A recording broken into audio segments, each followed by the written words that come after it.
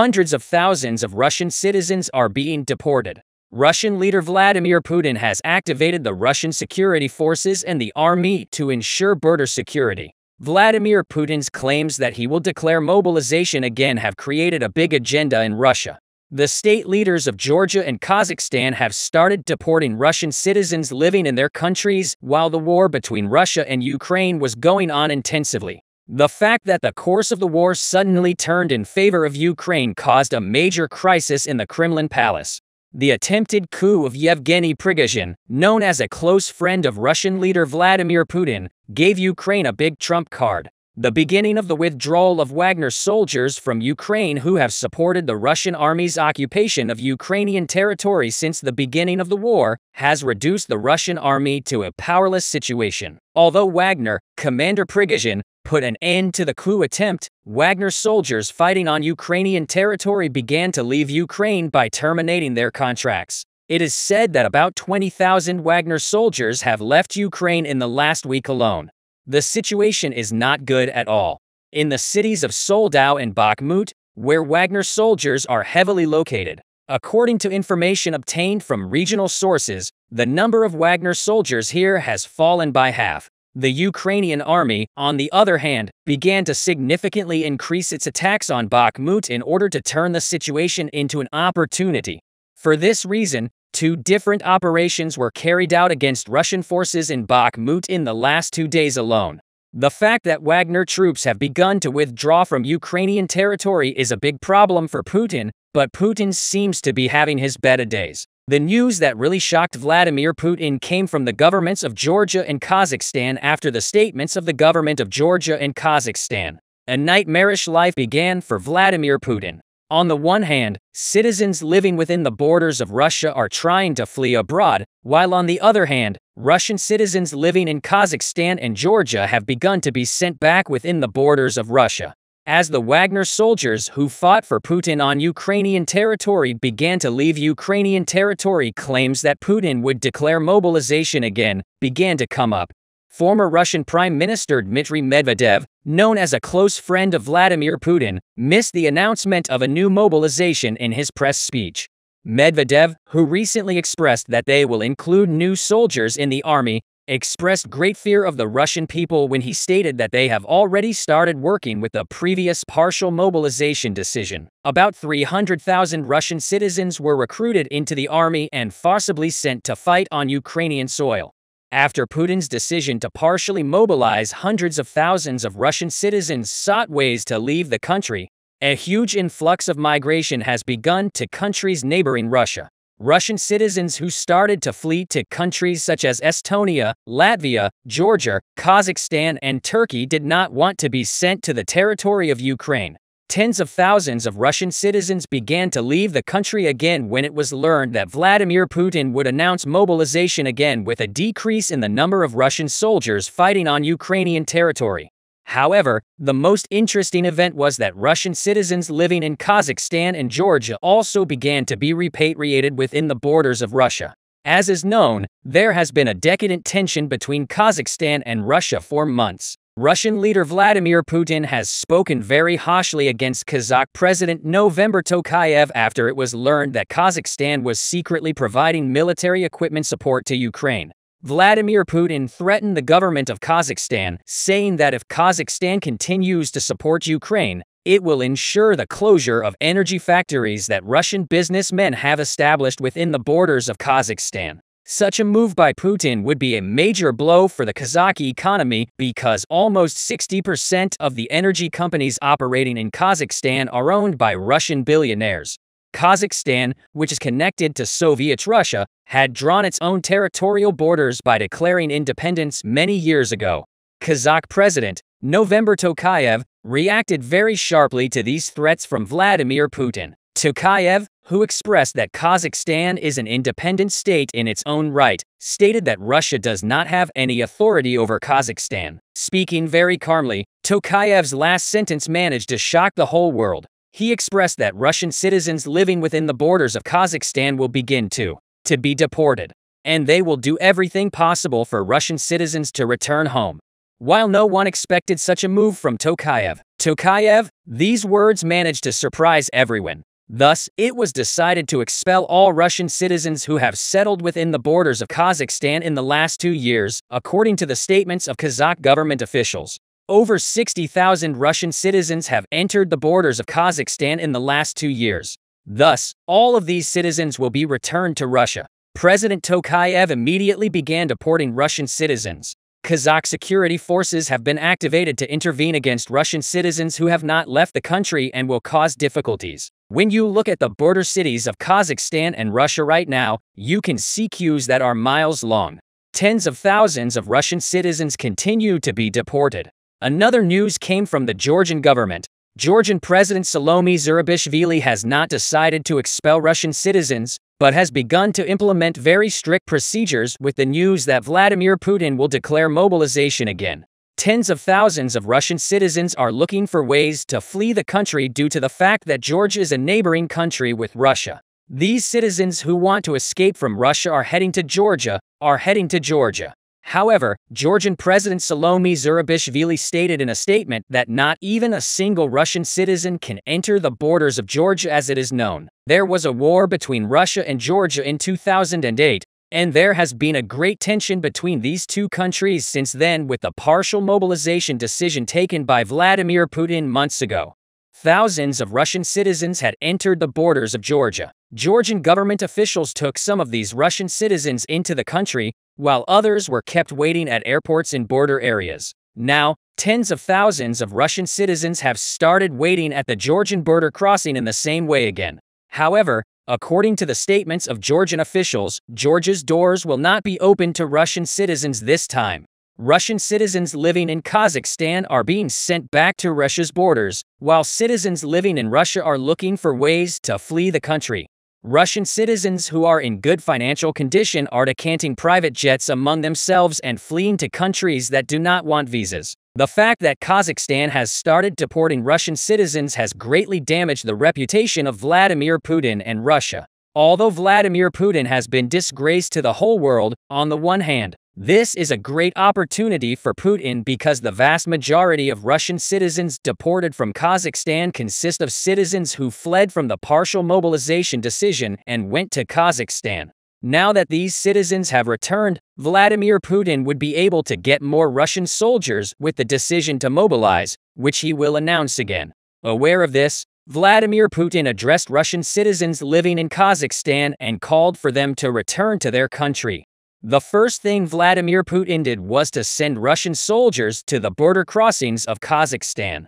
At first it was thought that these soldiers were sent to ensure the safety of Russian citizens from Kazakhstan, but the situation was much different. Vladimir Putin has collected the identity information of all Russian citizens entering the borders of Russia. These citizens who left the country by fleeing from the previous partial mobilization decision will be the first names to be included in the army in the mobilization decision to be announced in the future.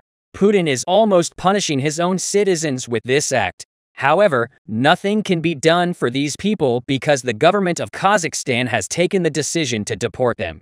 On the other hand, it is in Putin's interest for Georgia to close its border crossings with Russia. Although the Georgian government has taken this decision for the sake of its own country, the fact that the Russian people cannot leave the country is to Putin's advantage. According to the reports made by Russian news agencies, Russian citizens who were sent back to the borders of Russia began to leave the country again without wasting any time. A large influx of migrants has already begun to Finland, which is located on the border with Russia. Right-wing Prime Minister Petteri Orpo took the seat instead of Sanna Marin, who lost the election along with the prime ministerial elections held in Finland. Finland's new Prime Minister, Petteri Orpo, has announced that they will make a big change in the visa rates issued to Russian citizens. The Finnish government had previously reduced the rate of visas issued to Russia. With the decision taken now only 1 in 10 Russian citizens will be granted a visa. Thus, we can say that it has become impossible for Russian citizens to flee within the borders of Finland. The beginning of the deportation of Russian citizens living within the borders of Kazakhstan has brought a very diabolical plan to the mind of Vladimir Putin. Russian leader Vladimir Putin was aware that if Russian citizens who have fled to other foreign states are also deported, the vast majority of their citizens who have fled Russia will have to return. And that meant more troops for Vladimir Putin and the Russian military. The Russian leader does not hesitate to use all the means at his disposal for the ongoing occupation on the territory of Ukraine. Putin, who made a speech on this issue, addressed Russian citizens who have defected abroad and called for their return to their country. However, the most interesting event is that Vladimir Putin addressed foreign state leaders and demanded the deportation of Russian citizens living in their country. In other words, Putin wants Russian citizens who have started living in foreign countries with an asylum application in the last year to be deported and sent back to Russia. No one would have thought that Putin would make such a plan to get more soldiers into the army. Russian leader Vladimir Putin became much more paranoid after the coup attempt of Wagner leader Yevgeny Prigozhin. Having lost the support of Wagner soldiers, Putin is aware that he will begin to lose the war on Ukrainian territory. For this reason, he is making a plan to find more soldiers for the army by putting all the possibilities at his disposal into action. However, Putin has started to make worse of the mistakes made in the earlier partial mobilization decision. Although many war analysts and expert researchers expressed that Vladimir Putin's mobilization decision was carried out in the wrong way, Putin again did what he knew. At the same time, Russian opposition officials have warned Putin about this on numerous occasions. Putin first forcibly recruited about 300,000 Russian citizens into the army. Then he put these Russian citizens through a very short-term training and immediately sent them to fight on Ukrainian soil. When these novice Russian soldiers began to be sent to fight on Ukrainian soil, the number of soldiers lost by the Russian army on Ukrainian territory began to increase very quickly because these new recruits, despite having no experience of war, were sent into the war within a month. But Vladimir Putin is not the only person responsible for this situation. Currently, Russian troop commanders sent to Ukraine by Valery Gerasimov, who both leads the army and is the chief of the Russian General Staff, are making these novice Russian soldiers fight on the very front lines of the front, despite the fact that these soldiers have no combat experience. It is a very big mistake to make them fight on the front lines. For this reason, reports began to be heard that Russian soldiers fighting within the borders of Ukraine often decided to lay down their weapons and protested. The vast majority of the soldiers sent to Ukraine by the decision of partial mobilization are looking for ways to escape from Ukraine by the decision of partial mock-reign. However, Putin has passed a new law to punish soldiers who have decamped from the war. And according to this law, deserters would be sentenced to between 5 and 10 years in prison. For this reason, Russian soldiers fighting in Ukraine prefer to surrender to the Ukrainian army rather than flee from the army. Ukrainian leader Volodymyr Zelensky is aware that a large part of the Russian soldiers fighting in Ukraine were forcibly sent by Putin for this reason. Zelensky, who addresses the Russian soldiers fighting in Ukraine at every opportunity, often says that no one needs to die for Vladimir Putin and that they will be taken very well if they surrender to the Ukrainian army. Zelensky's statements will have greatly impressed the Russian soldiers that about 3,000 Russian soldiers have voluntarily surrendered to Ukraine in the last 2 months. The needs of these soldiers who have surrendered are being met by the Ukrainian government. On the other hand, soldiers fighting in the Russian army are fighting the Ukrainian army on the one hand, and on the other hand they are fighting hunger. A large number of Russian soldiers fighting in Ukraine talk about the fact that they are not meeting the basic needs of the Russian government.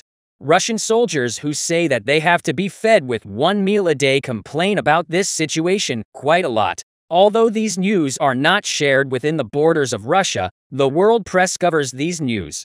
Russian leader Vladimir Putin is forced to withdraw the soldiers he sent to the territory of Ukraine when he can no longer find soldiers to fight in the army. There was a great panic in the Kremlin palace after the Ukrainian army entered the Russian city of Belgorod. The Ukrainian soldiers who had been fighting inside the borders of Belgorod for weeks have still not been able to push back. As a last resort, Russian leader Vladimir Putin decided to withdraw so many of the Russian troops he had sent to the territory of Ukraine. Recently, pro-Ukrainian warriors of the Russian Freedom Legion infiltrated Russia's borders and took 3 villages in the city of Belgorod on the Russian border with Ukraine. The conflict that has been raging within Ukraine's borders for the past 16 months has now officially spilled over into Russia's. Russian President Vladimir Putin has agreed to remove around 25,000 Russian troops from Ukrainian territory in order to secure the security of the city of Belgorod. Before we get into the specifics of the story, let's go through the operation that led to Putin's decision to withdraw servicemen of the Russian Legion of Freedom, who have long fought against Russian forces in the Ukrainian border city of Kharkiv, have neutralized Russian servicemen. Ukrainian forces who kidnapped Russian soldiers in Kharkiv, Zuyev neighborhood used an unusual tactic to enter Russia's boundaries. The Ukrainian soldiers, dressed in the uniforms of the captive soldiers, marched effortlessly to the Russian border city of Belgorod. Ukrainian military were able to resist Russian forces in 3 distinct towns in Belgorod by conducting separate operations. Vyacheslav Gladkov, the regional governor of Belgorod, issued a state of emergency in the region and sought military assistance. Gladkov stated that the situation has deteriorated significantly and that Ukrainian forces are continuing to advance, adding that they have begun evacuating residents. Russian troops stationed in Belgorod were unable to halt the approach of pro-Ukrainian troops. As a result, Vladimir Putin directed the withdrawal of Russian forces from Kharkiv, Ukraine to Belgorod. On Putin's instructions, Russian General Valery Gerasimov withdrew around 25,000 Russian soldiers from Kharkiv. In terms of the new specifics, the Kremlin Palace is keenly monitoring the violent skirmishes that have been raging in the Russian city of Belgorod for many days. The Ukrainian army has dispatched not just troops, but also military equipment like helicopters and unmanned combat planes. The Russian military's loss of dominance in this region poses a significant challenge to Putin. The leader of the pro-Ukrainian Russian Free Legion, who succeeded to conquer the territory, made Putin even more fearful in a statement. The Ukrainian commander stated that they are taking measures to bring down the Putin dictatorship and restore Russia's independence, and that they would continue to advance on Russian territory following the Ukrainian commander's announcement. General Valery Gerasimov began to deploy Russian troops in Belgorod to settlements around the city center. These soldiers, however, were insufficient. On the other hand, the Ukrainian army was continuing its operations in Kharkiv against the invading Russian soldiers. The presence of Ukrainian forces in the city of Belgorod caused Russian troops in Kharkiv to become encumbered. As a result, Putin decided to withdraw around 25,000 Russian soldiers from Kharkiv. The evacuation of Russian soldiers from Kharkiv, which had long been under Russian military authority, presented an irresistible opportunity for the Ukrainian army. The major reason for the departure of these men, however, was that the Ukrainian soldiers stationed in Belgorod want to be rebuffed. General Gerasimov was willing to sacrifice Kharkiv in order to preserve Belgorod. More than 25,000 Russian soldiers who have begun to evacuate are now joining the Russian forces stationed in Belgorod. These forces are anticipated to begin an offensive on Russian towns recently taken by the Ukrainian army. Even though the Ukrainian army withdrew from Belgorod, a substantial portion of Kharkiv, which had been occupied by Russia for months, was now in Ukrainian control. As a result, the Ukrainian army profited greatly from this operation. The fact that the battle has suddenly crossed to Russia's borders has terrified the Russian people. Citizens of Belgorod, Russia, a border area between Russia and Ukraine, are seized by terror and panic. The Ukrainian army's frequent actions against Russian soldiers have alarmed Russian civilians in Belgorod. When the Russian forces holding Ukrainian land lost these fronts, they were forced to retire to Belgorod, and the Russian people grew even more anxious when they saw the Russian troops retiring here. Citizens who feared that the war would expand to Russia's borders as Russian forces depart are now concerned. But it appears that this is not the only reason. According to the testimonies of investigative journalists who visited Belgorod following the pullout of Russian soldiers, there is widespread discontent in the city. Vladimir Putin's forces are wandering the streets of Belgorod, and more Russian soldiers are arriving there every day. Many Ukrainians have fled to Belgorod as a result of the conflict.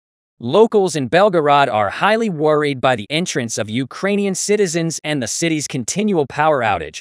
Currently, schooling has been halted in regions near the Ukrainian border in the city of Belgorod, and schools in these areas have been temporarily suspended.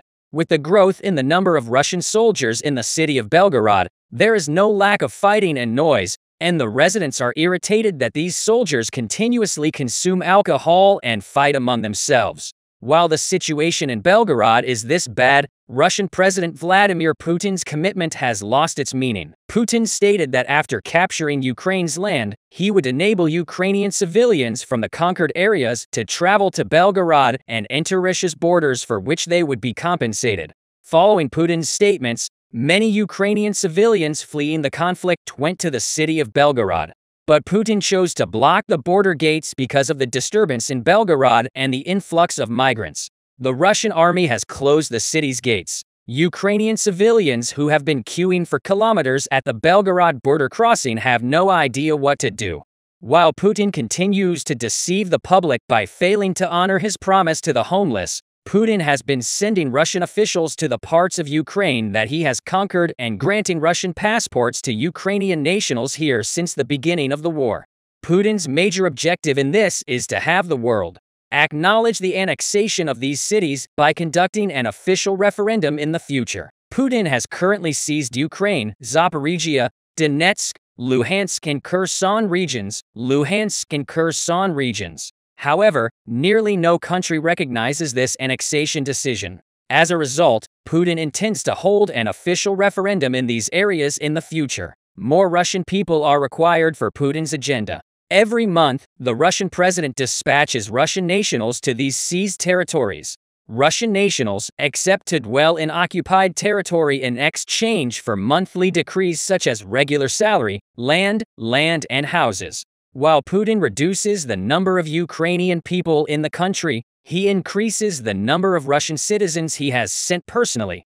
As a result, in a future referendum, more votes would be cast in favor of Russia's annexation of these territories. However, according to current intelligence, Putin has been unable to satisfy the demands of the Russian people. He has dispatched to Ukraine, even in the Russian army, there is a severe shortage of guns and ammunition, while a lack of supplies is particularly common among these population.